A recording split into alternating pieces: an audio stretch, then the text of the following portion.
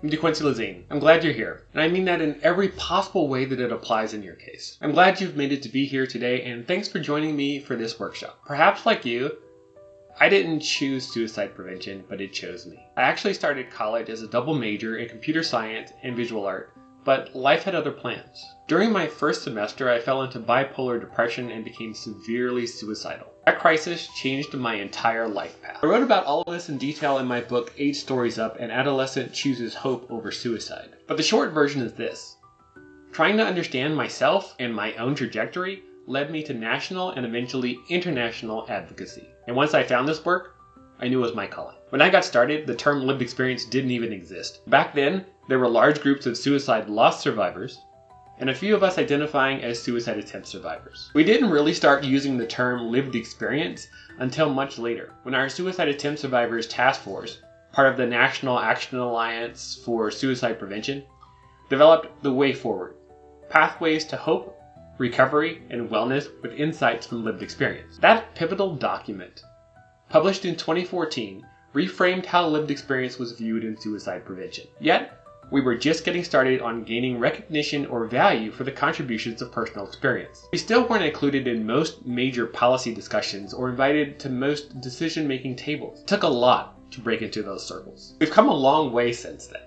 Honestly, yes, there are still stigma. There are still barriers. But today, lived experience is seen and valued in a way that it wasn't when I started. Back in those early days, just getting suicide prevention recognized as a national priority took collaboration. I had the chance to meet the founders of programs like QPR and ASIST. It has been clear for a very long time that clinical interventions alone will never be enough. We need the whole community involved. Those early gatekeeper trainings, now called also community helper training or recognition and referral skills, we could readily see that non-clinicians were going to be essential for saving lives if we were going to have the type of impact that we really wanted to have. Throughout my career, whether I've been an advocate, a speaker, a clinician, a researcher, an author, a trainer, the work has always been both professional and personal because it is inherently personal with lived experience. So there are no holidays, there's no PTO, there's no clocking out. Our experience is always with us, 24/7, 365. Whether you're awake or asleep, if you're alone or with others. It means I've thought about suicide prevention in thousands of different contexts, and I bring all of that to everything I do, including this workshop. So why do I keep doing this work after almost 3 decades? Because this is who I am.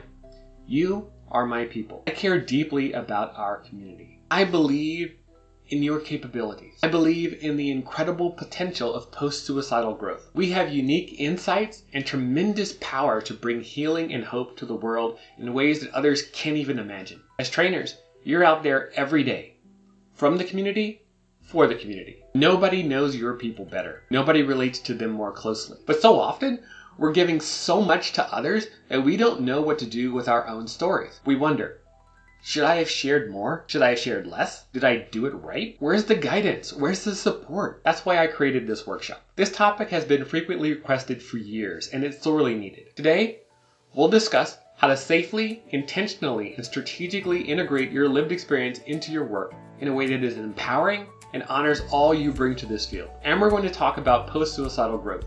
Not just surviving, but growing from what we've lived through. Before we move forward, I want to take a moment to recognize something extremely important. It takes true courage to show up for a conversation like this, to be willing to bring not just your knowledge and your skills, but your heart, your story, and your passion into the work you do. Your willingness to be authentic, to be vulnerable, and to share from a place of lived experience is a profound act of generosity. I know it's not easy. Even after all these years in suicide prevention, it's not always easy for me. But there is so much power in our lived experience. And our communities need that. Thank you for having the courage to keep showing up. Thank you for sharing your experience, your hope, and your strength. And thank you for trusting that your journey can help light the way for others.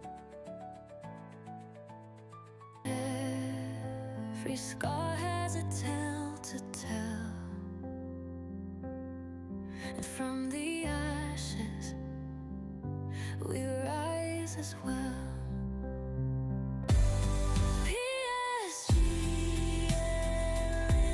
Experience Academy showed us how to turn pain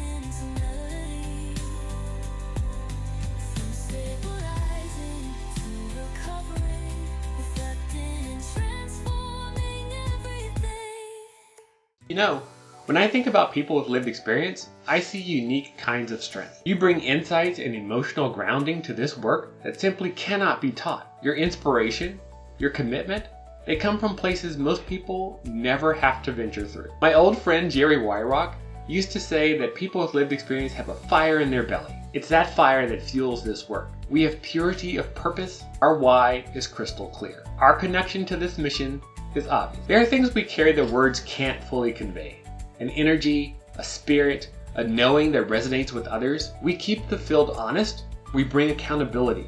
We're in this for the lives that are saved, the families that are restored. And deep down, what we're hoping for is connection. We're hoping that when we stand in front of a room, when we deliver a training, when we share even a small piece of our story, we hope that it goes straight to their hearts. We're hoping to reach that person who will go back into their community, recognize someone in distress, and make a difference. We don't think about our audiences in some abstract way. We picture that one person, right now, who might be struggling silently and thinking about suicide. And we know that what we share today could be the thing that helps save them tomorrow. There's urgency in that, and there's pressure. We want to get it right because it matters so much. Not a lot of things are truly matters of life and death, but our work is. For bringing lived experience into professional work isn't simple. It's not just telling your story and moving on. We wrestle with some deep, complicated realities, often without much of a roadmap or support. One of the biggest challenges is fear,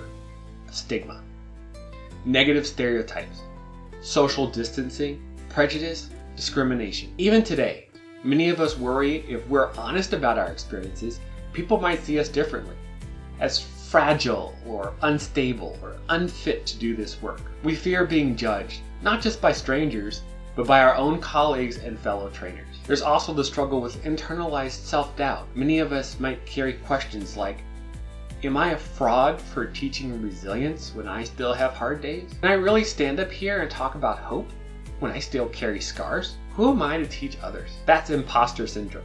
And it's real. Even after years of recovery and growth, those doubts could still creep in. We also wrestle with emotional safety. Sharing parts of our story means revisiting some of the hardest moments of our lives. Even when we've healed a lot, the act of retelling can stir up old emotions. I've seen that. I felt that myself. We wonder, will I get activated while I'm teaching? Will I be able to stay grounded? What happens if I get emotional in front of a room full of people? There's a fine line between vulnerability and re-exposure. And knowing where that line is, especially without clear guidance, can be tough. Boundary setting is another challenge. Have you ever found yourself asking questions like, how much should I share? Where's the line between helping my audience and oversharing for myself? Am I being personal to build connection, or am I unintentionally making myself too vulnerable? Without clear models or mentorship, many of us have had to figure this out the hard way, by trial and error. Sometimes feeling exposed or raw afterward. This is not light work. It can be emotionally exhausting, even without personal experience involved. Role tension also comes into play.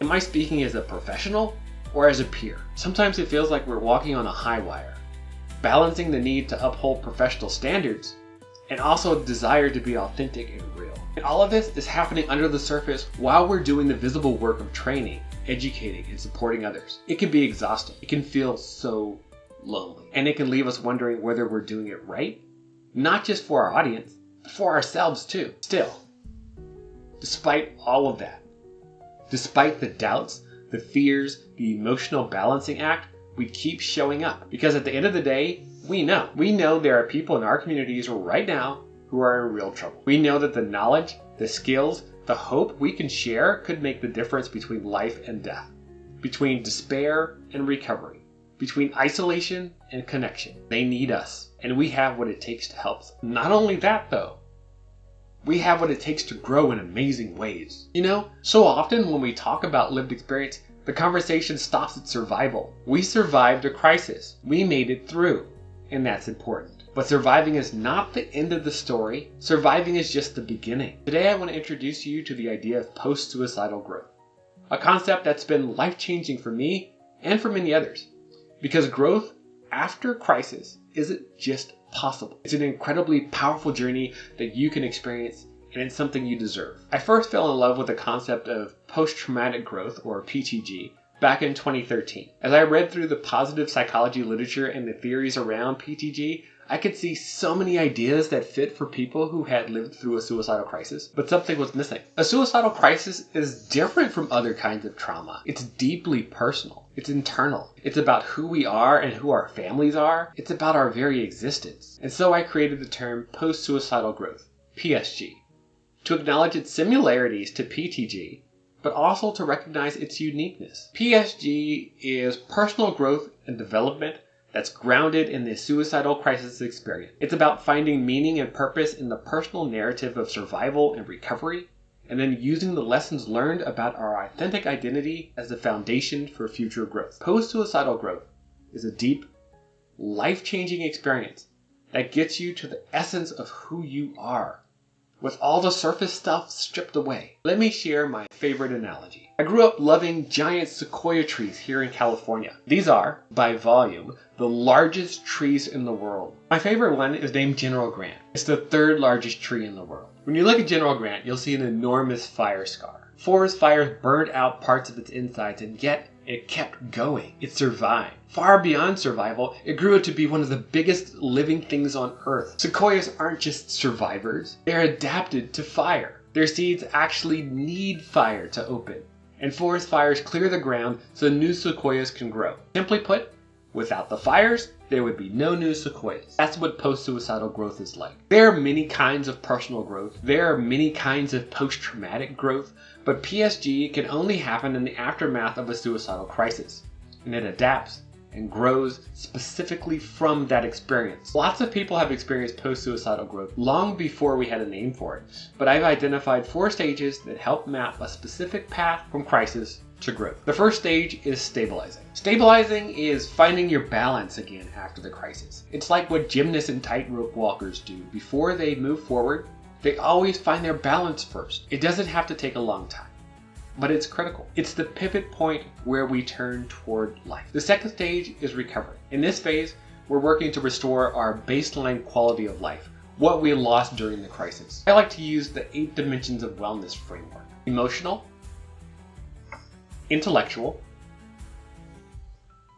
physical, social, financial, occupational, spiritual, and environmental. We look holistically at where we were before the crisis, where we are now, and what optimal wellness could look like. Recovery isn't just about getting back to the status quo. It's about recognizing where growth might already be possible. That leads to the third stage, reflecting. Reflection is when we compare where we are now to where we want to be.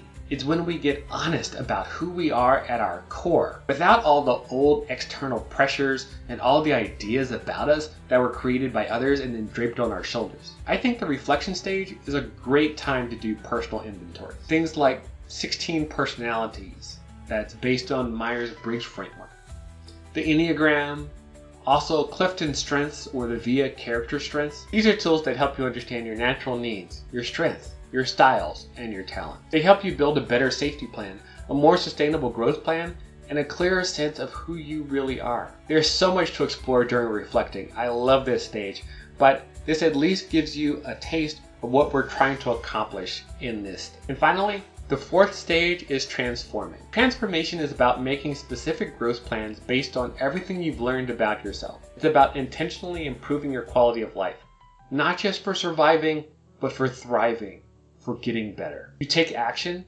you build skills, you move forward stronger, wiser, more authentic than ever before. That's what defines post-suicidal growth. It's a qualitatively better life in the aftermath of the crisis because of the work you've done. Now just imagine the strength you can bring into your work when you've integrated this growth into your own life. You'll talk about risk and protective factors with a richness and depth. You'll have emotional stability and groundedness that comes from this deep reflection. You'll have a clear understanding of your needs, and you'll know your strengths. And you'll be able to play to those strengths in every training, every conversation, every moment. You'll also have resilience strategies to help you restabilize quickly whenever life throws something new your way, just like those gymnasts and tightrope walkers. Pursuing this path changes how you show up for yourself and it changes how you show up for the people you serve. Now, I know sometimes it might look like growth after a suicidal crisis is impossible. Sometimes just surviving feels like all we can do, and survival is critical. It's the absolute essential baseline. It's something to be honored. For decades, I identified almost solely as a suicide attempt survivor. Our whole community identified as survivors in one way or another. Survival was our identity. But survival is not the end of our stories. Look around. So many of the major advances in suicide prevention, the National Strategy, 988, the Suicide Prevention Resource Center, all of these owe their existence to people who once wondered if survival was even possible. That's Post-Suicidal Growth. And at the Lived Experience Academy, we honor those past stories in our archives. We celebrate ongoing lived experience contributions in our registry. We celebrate the individuals and organizations led by lived experience who are not just surviving, but thriving, leading, building, changing the world. Post-suicidal growth is absolutely possible. And we are gathering more and more and more examples for the world. And you are part of that story too. I want to give you just a moment to breathe here. Take a deep breath. Let it all sink in. You've already ventured through a lot today. You've honored your courage, your story, your potential for growth. Now, as we move forward, we're going to look at how you can bring your lived experience into your work in a way that is safe and effective for you and for the people you're teaching and supporting. Because how you share your story matters. And doing it thoughtfully can make all the difference for your own well-being and for the lives you touch.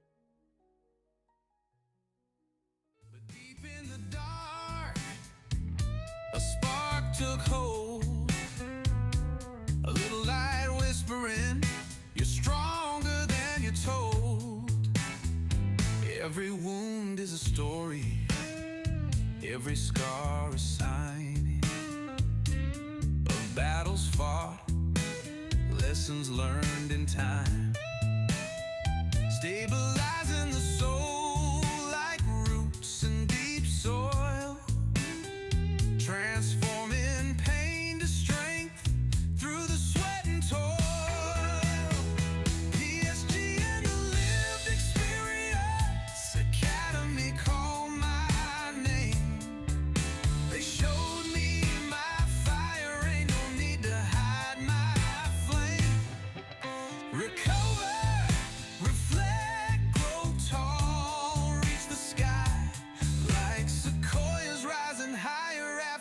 kiss the fire goodbye.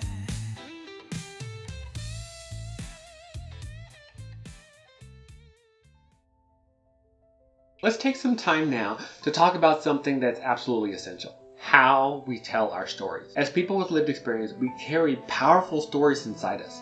Stories of pain, of survival, of healing, of growth. When we share those stories, they can be life-changing. They open people's hearts and reach deep into their minds where attitudes and mythologies live. Our stories shift the energy in the room. They connect us as humans in ways that facts by themselves never will. That's because we are biologically and emotionally wired for storytelling. When we share stories, especially emotionally engaging ones, our brains release all kinds of chemicals. For example, oxytocin, which helps people feel empathy and trust.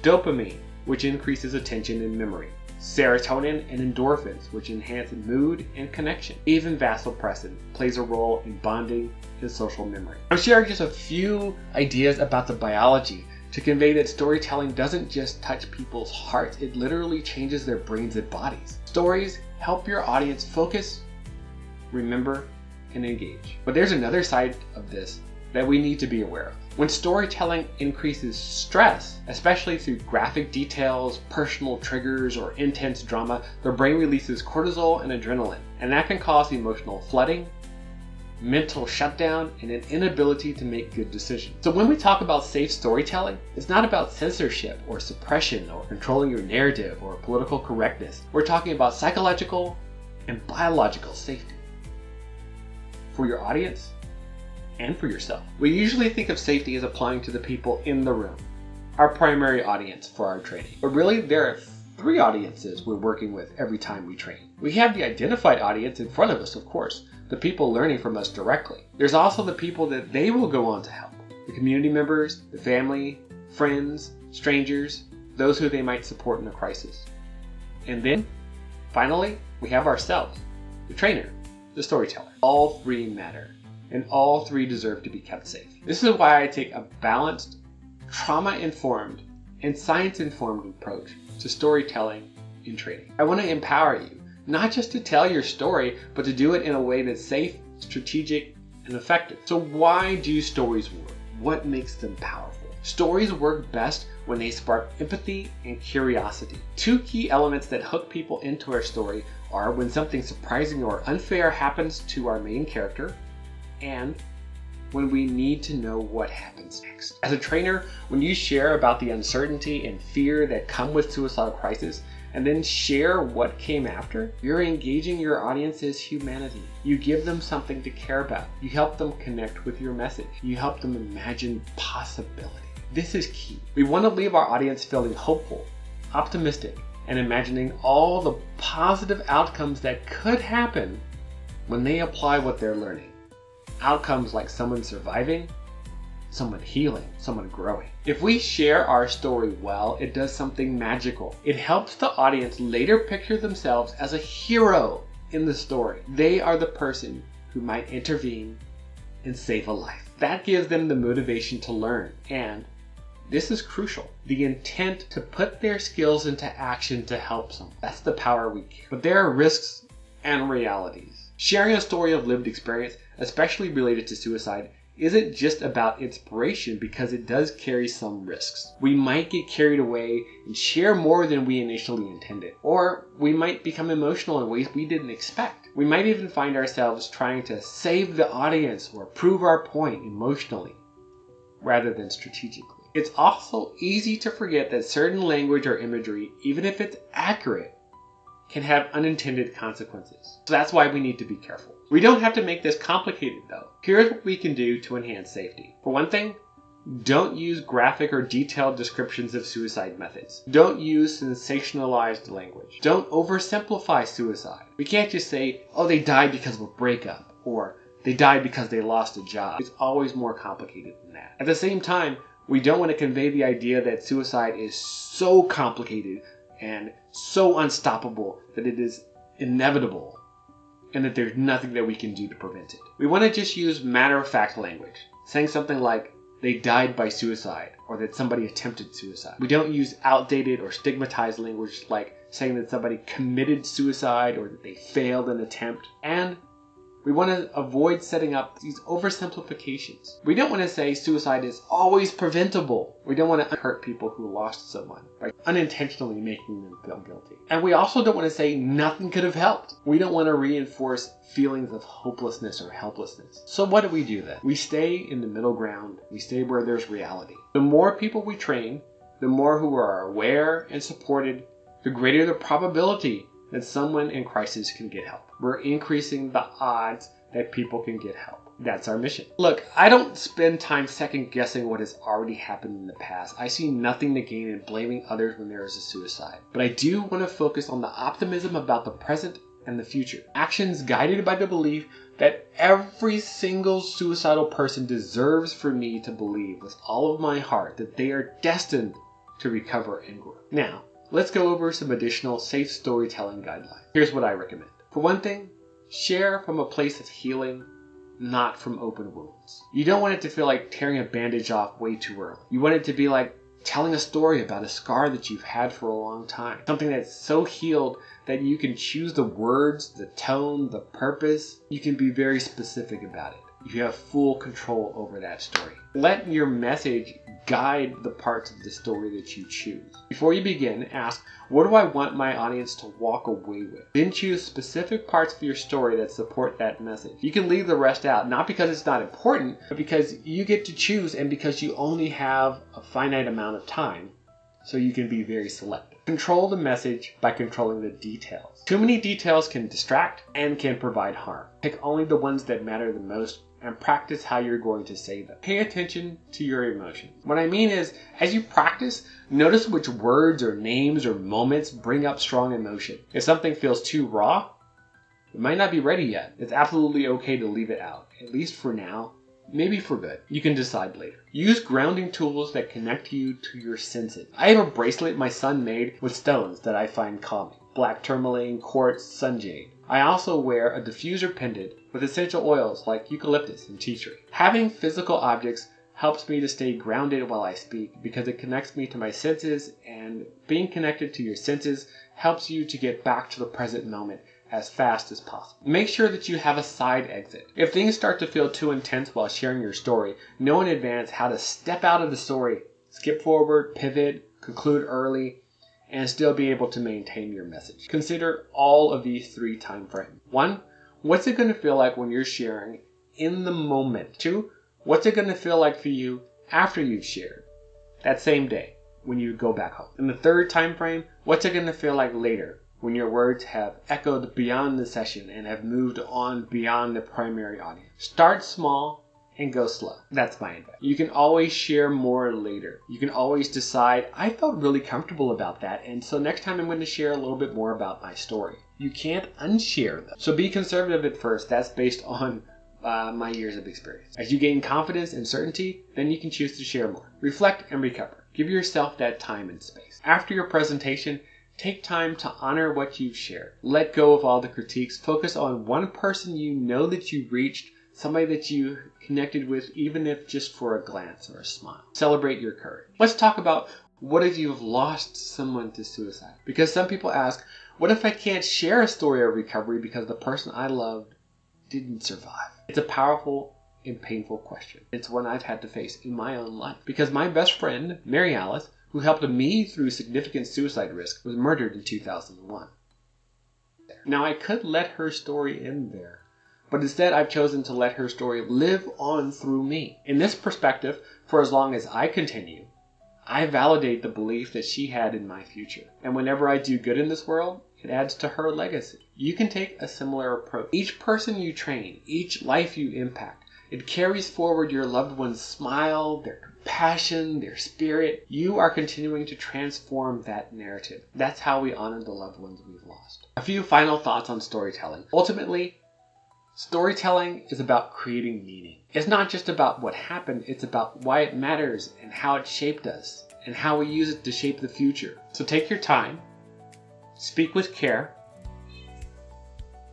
and know that your story, shared wisely, doesn't just inform, it transforms. Let your story be a bridge, not just to understanding, but to hope, to healing, and to action. Now that we've talked about how to tell our stories safely, I want to shift into another important piece, and that's deciding whether, when, and how much of your personal experience you want to share. Because sharing your story, which is also called disclosure, even in small ways, is a personal decision. It can carry risks and it can carry benefits, not just for you, but also for the communities and the organizations that you work with. When we talk about disclosure, we're not talking about an all or nothing situation. Disclosure exists on a spectrum, from simply acknowledging that you have lived experience all the way to sharing specific details about your journey. Different roles require different levels of disclosure. For example, if you're part of a small advisory group, it might be enough to simply bring your lived experience perspective into discussion and not have to share personal details at all. If you're working as a peer supporter, you may choose to share more openly and regularly.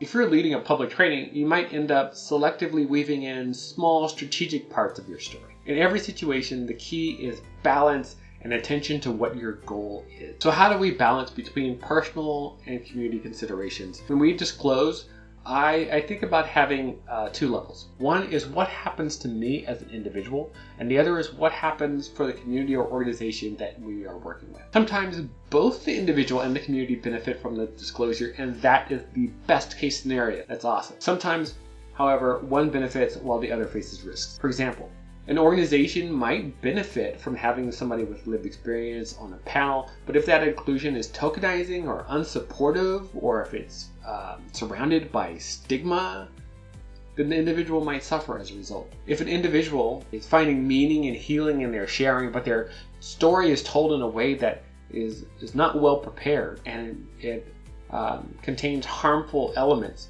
then it might increase the risk for the audience. So this is why thoughtful decision making is so important. So I would want you to weigh the pros and the cons when thinking about disclosing your story. Reflect on your purpose for sharing, your values, your personal needs, and also your current supports that you have available. There are some real benefits for disclosure. Things like increasing your feelings of authenticity, helping to counter stigma out in the community, building closer, more honest relationships with others because you're including more of yourself, inspiring hope and healing in others. There are also some potential risks or worries, and we need to be honest about that. You might feel exposed or vulnerable. You might worry about judgment or loss of status. There could be negative reactions by people in your social circle, and it might activate mixed emotions in yourself. I want to emphasize that maybe none of these apply to your case. I hope none of those risks apply to your case. But I also want to emphasize that no potential risks automatically make it so that you shouldn't disclose. I just want folks to be fully aware of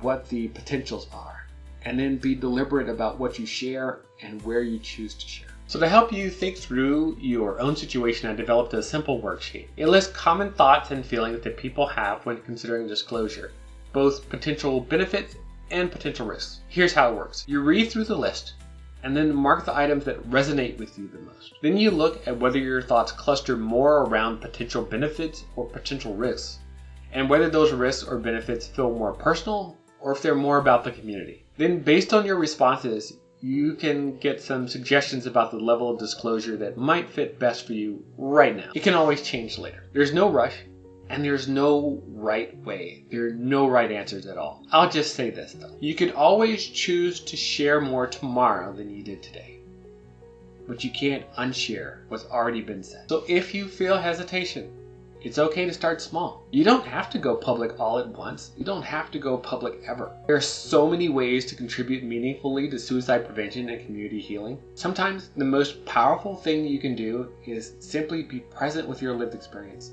even if you choose not to talk about it. Remember that while storytelling is an incredibly powerful gift you can offer, pursuing post-suicidal growth gives you options for integrating your lived experience into your work in ways outside of sharing your story directly. Let me offer some final thoughts on disclosure. Your story is precious. It's part of who you are. You have every right to protect it, to nurture it, and to decide when and how you share it. Let your values guide you. Let your healing guide you. And know that whether you choose to share a little, a lot, or not at all, your story is important. Your lived experience is valid. Your voice matters, and your contribution is essential in whatever way feels right for you. Before we move on, I'd like to give you a few minutes to reflect quietly on everything we just talked about. In your materials, you'll find the worksheet titled Lived Experience Disclosure Worksheet. The worksheet is designed to help you think through what might be motivating you to share your story, what risks or concerns you could have, what level of disclosure feels right for you at this point in your journey. There's no grades, there's no right or wrong answer. This is just for you. It's just a tool to help you make informed and healthy choices. I encourage you to move through it gently. Notice what feelings come up,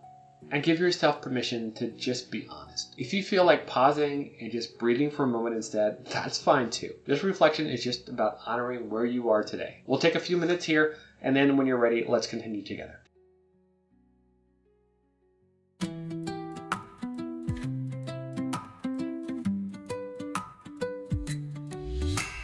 Out of the ashes I rise again, burned but never broken, standing tall, my friend. Scars tell the stories of battles I've survived. Through the storms I'm steady, I've kept the fight alive.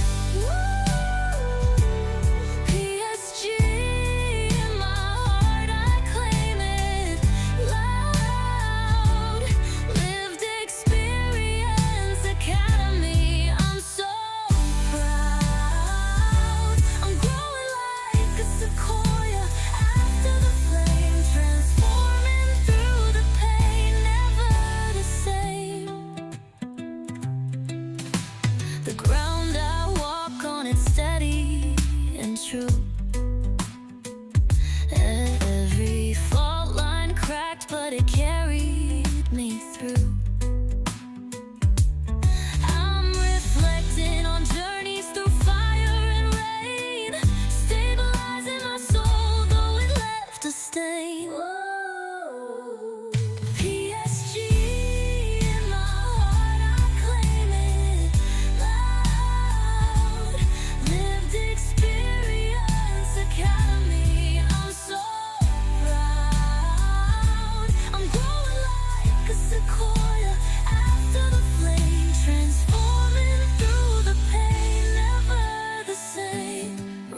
digging deeper when the fire's too close. I've healed through the shadows, I've weathered the lows. Branches stretch to skies, a testament of time. Like the sequoia, I'll keep my climb.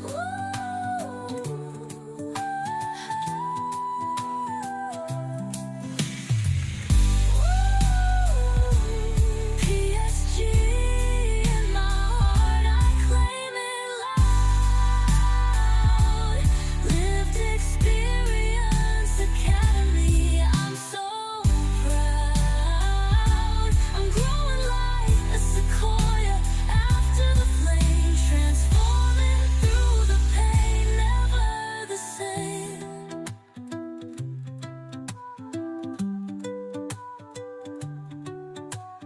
Thank you for taking time to reflect. One of the most important things to remember is you don't have to walk this path alone. Navigating lived experience, storytelling, post-suicidal growth, and professional work, it's a journey. And it's one that's much easier, much richer, and much more sustainable when you have support. In our next and final segment, I'm going to share with you how you can stay connected, how you can continue your growth journey, find community, and have access to guidance, resources, and conversations with other trainers who truly get it. Let's talk about what comes next. As we come to the end of our time together today, I just want to take a moment to say something very simple and very true. You belong. You have a place in this field, in this movement, with your lived experience, your skills, your heart, and your desire to help others. The journey we've talked about today, finding strength after crisis, growing into your story, learning to share it effectively and safely, supporting your community with compassion and care, that's a journey best taken together. That's why I created the Lived Experience Academy Pro membership. This membership within the broader Lived Experience Academy is specifically for folks like you, working in suicide prevention and crisis intervention, people who are bringing lived experience into their work, who care deeply, and who sometimes want a specific space where your unique blend of personal and professional connection to suicide is fully embraced. This is a space that is specifically designed to foster and support your resilience and growth. Inside the membership of Academy Pro, you'll find exclusive guidance specifically designed to support your continued journey of post-suicidal growth. Resources, templates, and trainings to support your personal and professional development. Safe spaces for meaningful conversations with fellow trainers with lived experience. Ongoing support to help you navigate challenges and celebrate wins. It's about being real and about becoming the most authentic, resilient, grounded version of yourself. If today's workshop resonated with you, if you saw yourself in what we talked about, if you felt that impulse to keep growing deeper, sharing stronger, connecting with others who understand, then I invite you to join us. If our doors aren't currently open for new members, then please join the waitlist. I'll let you know just as soon as we're ready to accept a new cohort. When you join, you'll be stepping into a community of people who will honor your story, your journey, and your aspirations. You deserve to have a community that sees you, supports you, and helps you keep growing, and we would be honored to walk alongside you. Thank you. Not just for being here today, but for being here, for showing up for yourself, for showing up for your communities, for showing up for the people who need you. Your story matters. Your voice matters. Your growth matters. And I honestly believe that the best is yet to come. Okay, one last thing before we officially close today. I want to invite you into just a moment of quiet reflection. Wherever you are, just take a slow, deep breath in and a slow, steady breath out. I want to honor you for your courage, for your presence, for your story. And I want to honor all those who came before us. We also hold close in our hearts those we have lost, friends, loved ones, colleagues, community members, whose stories, whose spirits, and whose lives we carry forward through our work. Their stories do not end with their passing. They continue through us. May we continue to find strength in each other. May we continue to grow, not just for ourselves, but for those who need us. And may we always remember that together, we are the living proof that hope is real, healing is possible, and growth is the path we walk every day.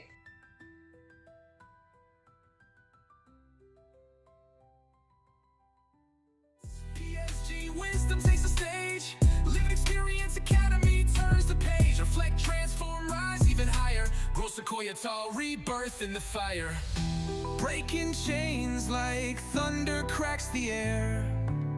Reclaim your roots, climb beyond despair. Branches reach skies, stretch into the blue. Resilience tattooed, forever brand new. PSG takes the stage. Live Experience Academy turns the page. Reflect, transform, rise even higher. Grow Sequoia tall, rebirth in the fire. PSG Wisdom takes the stage. Live Experience Academy turns the page. Reflect, transform, rise even higher. Grow Sequoia tall, rebirth in the fire.